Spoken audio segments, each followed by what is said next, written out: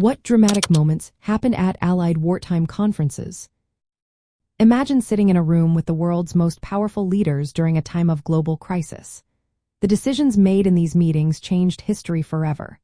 During World War II, the Allied leaders, mainly Franklin Roosevelt, Winston Churchill, and Joseph Stalin, met several times, and some moments were truly intense. These moments weren't just about strategy. They were about trust, suspicion, and the future of the world. The first big meeting was the Atlantic Conference in August 1941, before the United States officially joined the war. Roosevelt and Churchill secretly met on naval ships off Newfoundland. They signed the Atlantic Charter, which laid out their goals for the post-war world, like self-determination and disarmament. Roosevelt tried to get Stalin involved in planning the future, but Churchill was cautious about Stalin's ambitions, especially in Eastern Europe. Stalin agreed to join the war against Japan and accepted some territorial changes in Poland, but discussions about dividing Germany were put off. This conference showed the start of real cooperation, but also hinted at future disagreements. Next came the Casablanca Conference in January 1943. Roosevelt and Churchill met without Stalin and made a bold decision. The Axis powers had to surrender unconditionally. This meant no negotiated peace, which frustrated Stalin, who was fighting hard on the Eastern Front. They also decided to invade Italy first instead of attacking France directly. Stalin wanted a second front in Western Europe sooner, but the Allies delayed, causing tension.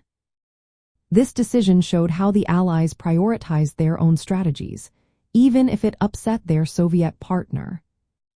The Tehran Conference in November 1943 was the first time the Big Three, Roosevelt, Churchill, and Stalin, met in person in Iran. A dramatic moment was their agreement to launch Operation Overlord, the massive invasion of Nazi-occupied France, scheduled for May 1940 and later set for June 6, 1944, known as D-Day.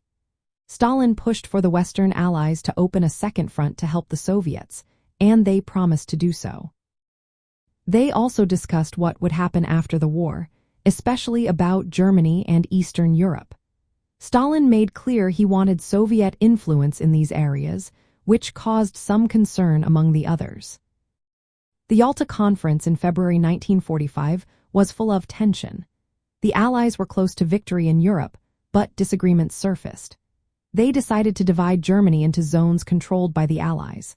Stalin gained influence over Eastern Europe, including Poland, which caused worries about Soviet expansion.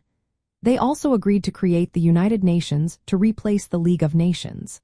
Stalin promised to enter the war against Japan after Germany was defeated. Roosevelt and Churchill hoped to keep the Soviet Union as a partner, but they also made concessions that would later lead to Cold War conflicts. These decisions showed how cooperation was balancing with emerging rivalry.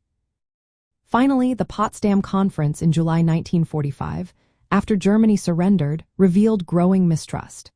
Leaders like Harry Truman, Winston Churchill, or Clement Attlee, and Stalin discussed how to run Germany, reparations, and Japan's surrender. Tensions were rising, and the differences in their visions for the post-war world became clearer. This meeting set the stage for the Cold War, even as they celebrated victory. These moments at Allied wartime conferences weren't just about military plans.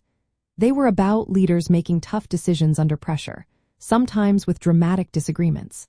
The way they negotiated and the compromises they made shaped the future of the world long after the war ended. Understanding these moments helps us see how wartime cooperation turned into Cold War rivalry and how history was written in those tense rooms.